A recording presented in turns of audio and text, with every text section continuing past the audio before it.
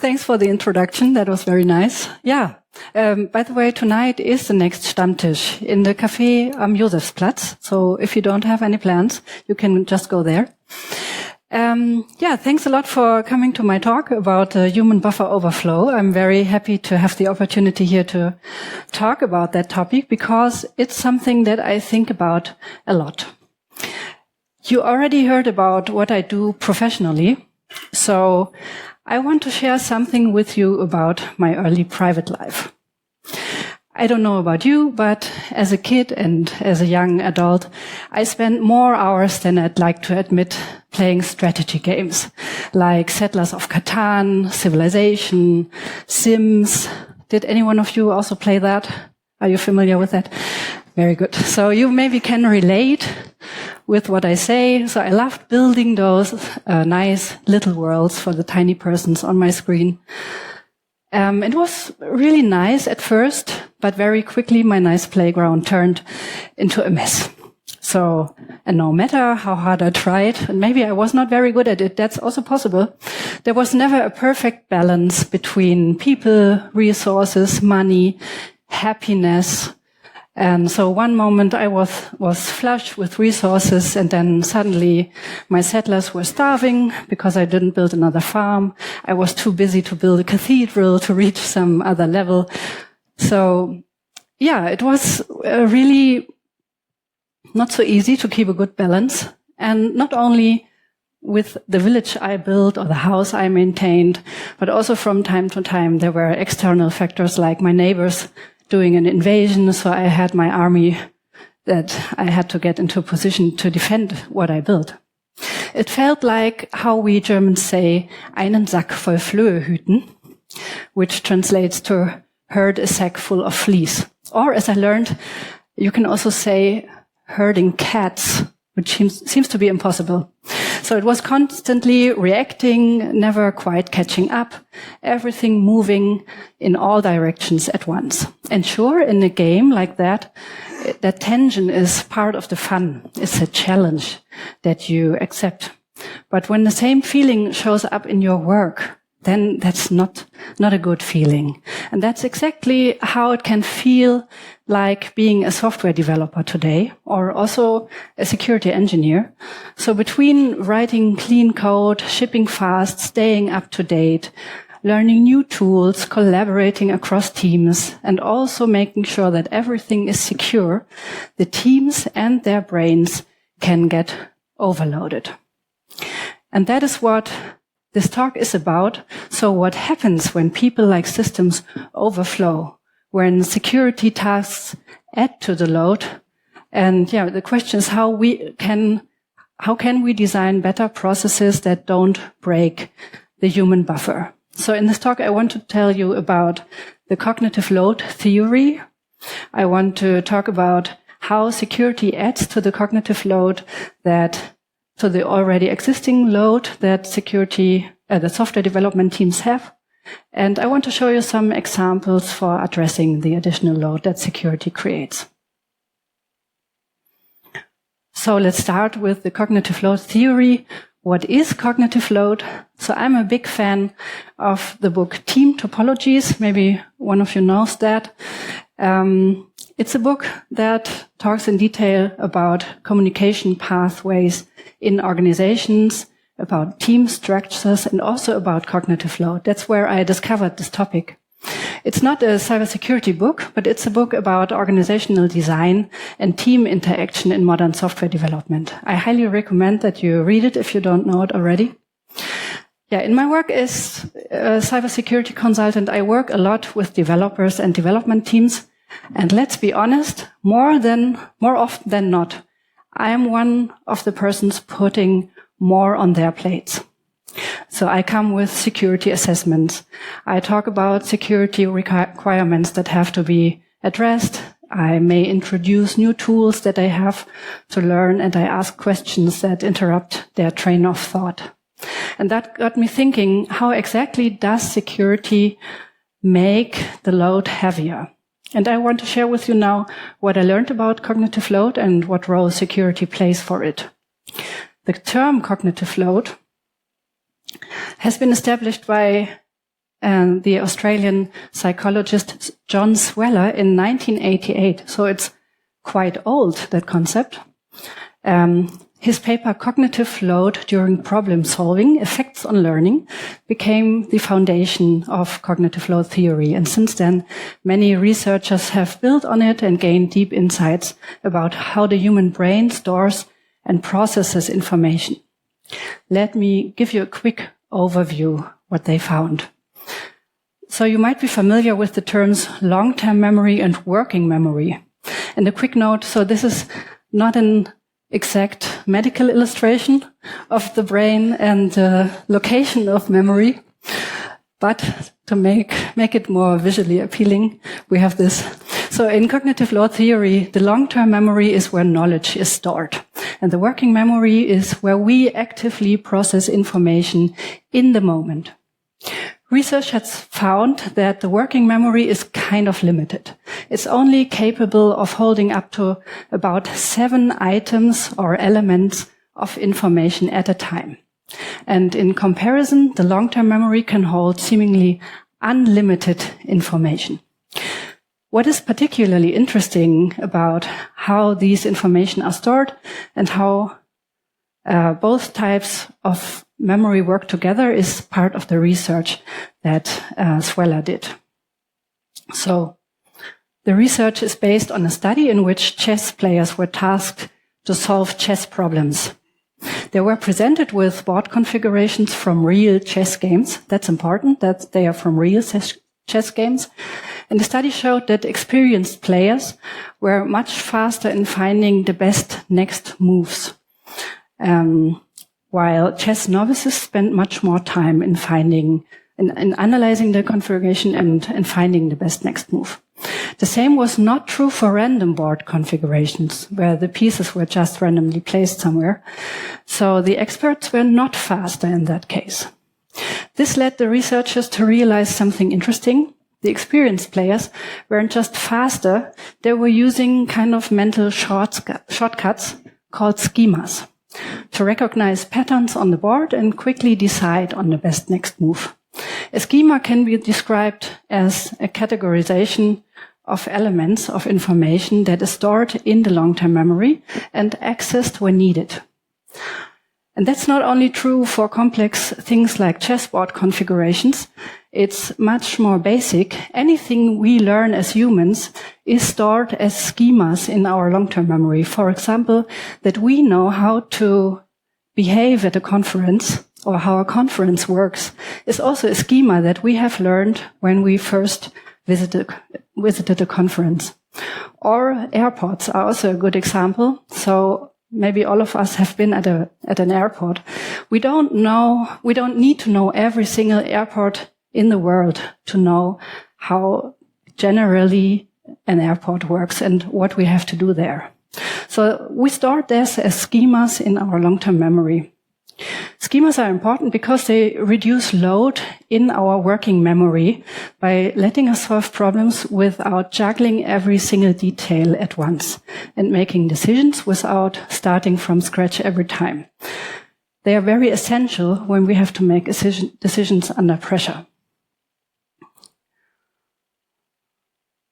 So Sweller's research mentions 2 approaches of problem solving that derive from his observations.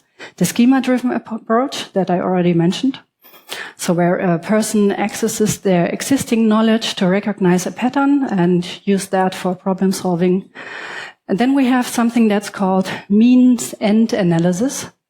And that describes a strategy where a problem solver must simultaneously consider the current problem state and the goal state and the relation between those. Then some problem-solving operators, also the relations between those operators. And if a goal stack or a sub-goal stack has been defined, then this must also be maintained. Wait, is this working? Yeah. Okay, and you see that it easily becomes more than 7 items that we can hold in our working memory. So it's a very a mentally demanding process that consumes a lot of cognitive processing capacity. This type of problem solving was observed with the inexperienced chess players who didn't have a schema to categorize the board positions and to draw on experience to guide the next move. The cognitive load theory describes 3 types of cognitive load: intrinsic, extraneous, and germane cognitive load. And I want to quickly explain to you what those 3 types are about. So the intrinsic cognitive load is the mental effort related to the problem space and the inherent complexity of a task. So it depends on how many interacting elements need to be held in the working memory at the same time in order to understand or solve a problem.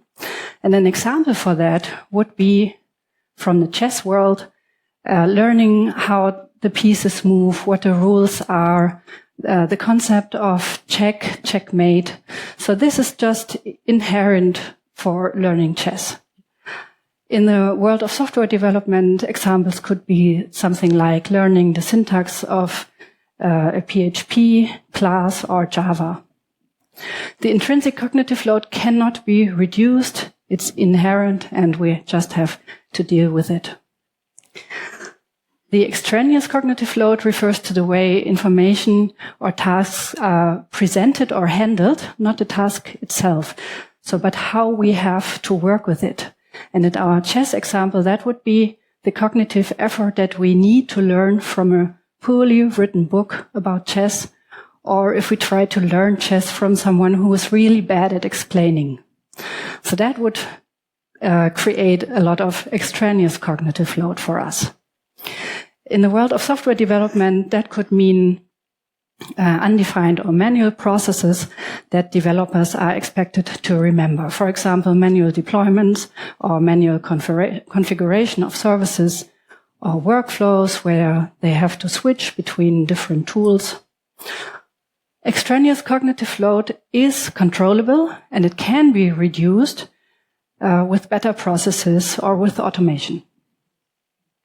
And then we have the 3rd type of cognitive load, is the germane cognitive load, that refers to the mental work involved in connecting new information to what you already know, which forms new concepts and builds long-term knowledge.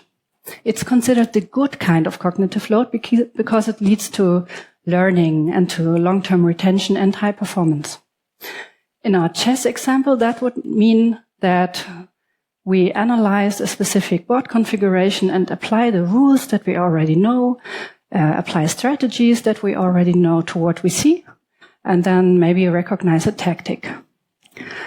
In the development context, that might be figuring out how different components in a given system interact. With the experience that we have, we can analyze that and come to some conclusions. So that also requires effort, but it's a kind of effort that helps developers grow, recognize patterns faster, and make better decisions in the future. And what I have just shown you applies to individuals, but it also applies to teams.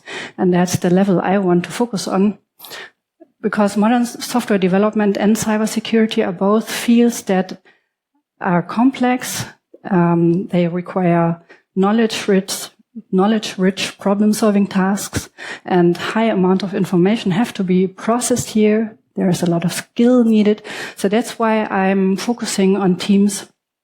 And it's something that research about teams also has found that well-functioning and well-performing teams need a lot of trust to work well together. So the complexity of the different domains playing together and the pace of development and delivery makes it also nearly impossible for individuals to keep up with everything on their own. So now let's talk about the role of security now that we have understood the concept of cognitive load. I already mentioned earlier that in my role, I'm often one of those people who add to the existing load. bringing security assessments and raising issues and introducing new requirements. And reading about cognitive load in context of team interaction and software development, I started asking myself, so what does security as an extra layer of complexity do to a team's cognitive load? And more specifically, which activities are adding load and what kind of load are we dealing with? So my first step to approach this question was to generate a list of typical security tasks and circumstances that development teams encounter. And I grouped them into 6 areas. I will not read everything in that table to you. Maybe you can just flip over it. But the 6 categories that I created are cybersecurity knowledge, development workflow, security testing, processes, communication barriers, and psychological aspects. And this may not be a complete list. You can find more typical security-related tasks. That's okay. But it's a point to start. Thinking about these tasks and activities, I realized that every security activity introduces cognitive load, by nature or by design. So I wanted to focus on understanding what kind of cognitive load those activities are causing. Because when we have a clear picture about that, we can think about it in a structured way, how we can address and reduce the cognitive load for those specific tasks. So I started categorizing them and I color-coded it for you so you get a quick overview. So blue is the intrinsic cognitive load, red is the extraneous, and yellow the germane cognitive load. What we see is that most of the activities are of the type extraneous cognitive load. So that kind that can be controlled and can be reduced. I want to go over the 3 categories quickly and separately so that we get a better picture of that. So let's look at the intrinsic load first. So tasks that are just complex by nature. So like understanding common vulnerabilities and risks, understanding security terms, for example, SAST or threat modeling or DUST, all of those terms that we use that might not be common knowledge. Secure implementation of features like authentication, how to implement proper authentication, how to implement encryption, and interpreting scanner results is also something that holds a lot of intrinsic cognitive load. All of those activities require a very specific knowledge from the area of cybersecurity that you can't necessarily deduct from the knowledge you already have as a developer. And from problem-solving perspective, a developer with no or little experience in cybersecurity has no schemas at hand to find adequate solutions. So the effort for solving those problems is accordingly high because of the many unknowns, the terms, the concepts, the methodologies, the tools. The complexity is inherent and can't be removed, but we can reduce the load over time by helping teams building up schemas. So some ways to do that is, for example, a dedicated training on common vulnerabilities and secure software development practices, pair programming of experienced and inexperienced developers, a clear and inclusive communication from the security team, not assuming that everyone knows what SAST and DUST and threat modeling is, a living knowledge base with definitions and examples, and also something like joint expert sessions between the security team and development teams. There might be more things that you can think of that help reduce the intrinsic cognitive load. Those are some examples for that. Let's look at the extraneous cognitive load, the part that is not inherent to the task, but created by the way security is introduced or handled. This list is a bit longer, and I won't read it to you, but I'm sure you can also find more things to add. So some of the solutions here might be defining a clear point of contact, for example, like a security champion, if the organization has a security champions program. So as a go-to person in the team. centralizing security guidance and tool information in a knowledge base. Oftentimes I see that in organization that knowledge is scattered over different platforms, areas, whatever. So if it could be also different confluence spaces. So a centralized approach would help here. Automating security scanning and reducing tool switching if possible. Integrating security into planning with visible backlog items so security is no longer an ad hoc activity. It often feels like that for the teams. Improving the workflow with IDE integrations or Jira integrations for security scanning tools where possible. I know so many tools hold automated integrations, but I know it's a little bit complex in reality, but still something that you can look into. Improving the communication between different stakeholders and also making sure that policies are understandable from a development perspective. And cultural aspects are also playing a role here, like fostering a shift-left mindset and defining a clear software development life cycle.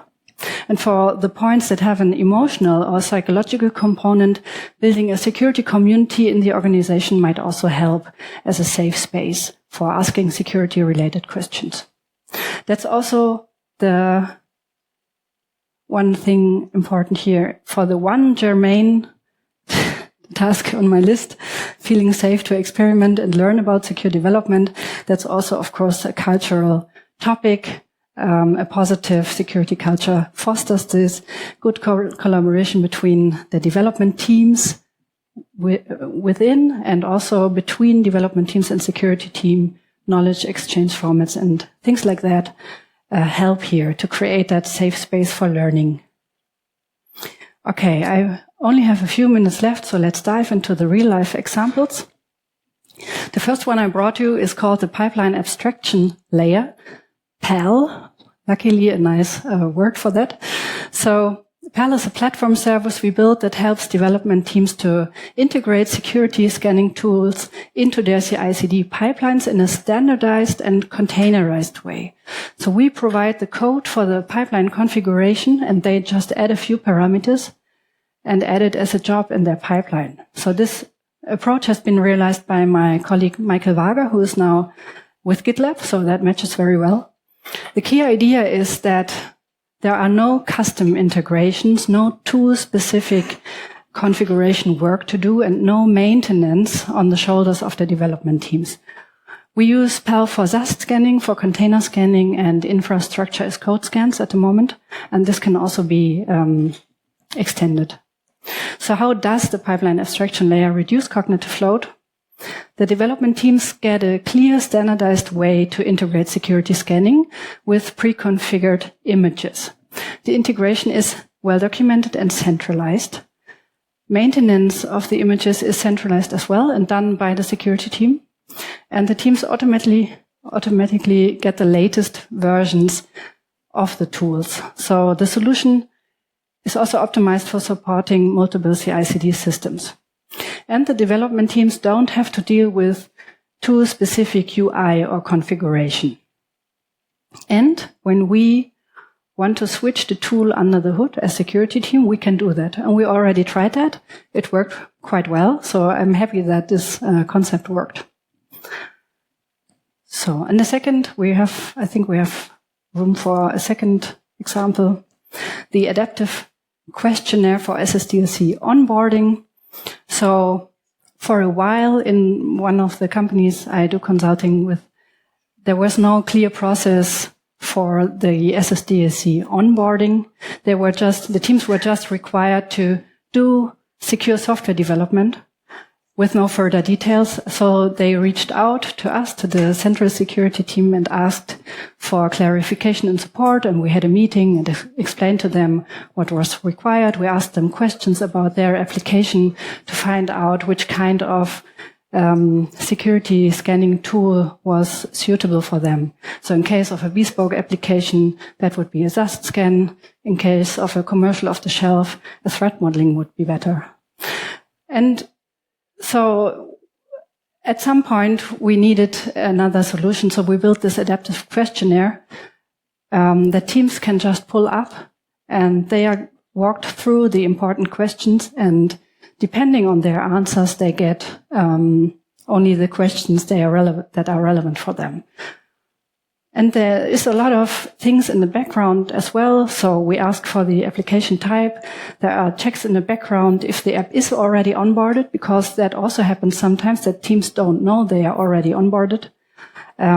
They get all the setup information via email, and tickets are created in the background for tracking the onboarding process.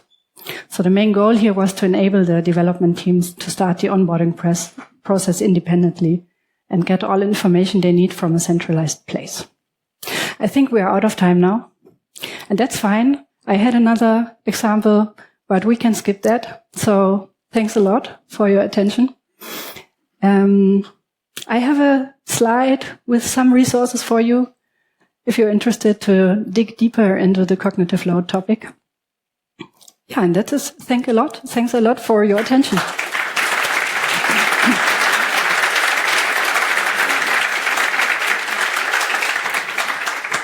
Thank you very much, Juliane. Dear audience, who would like to raise the first question?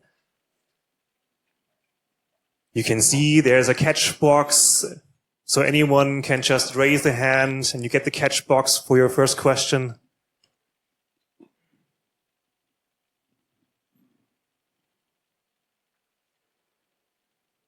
Hey, thank you so much. That was an amazing talk.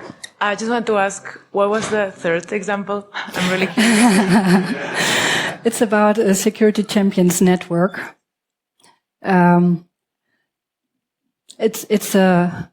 Security champions programs are a means to create that security culture that you need for collaborative learning and for improving the collaboration between the security team and the development teams. And that's what I wanted to show you. So this is also one of the things we did with one client to improve the culture and help create a safe space for learning about security for the developers. Nice. Who's next?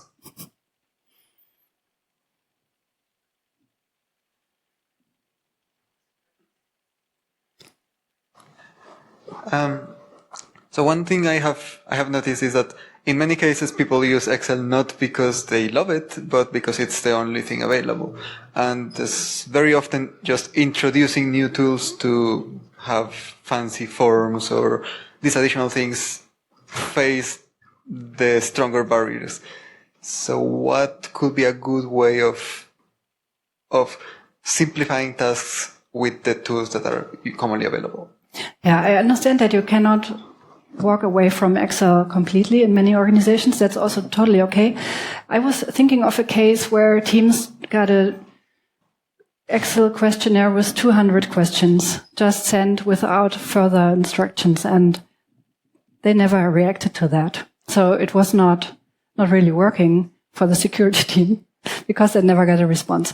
So in such a case, I would break it down and just try to phrase the questions very understandably and easily, and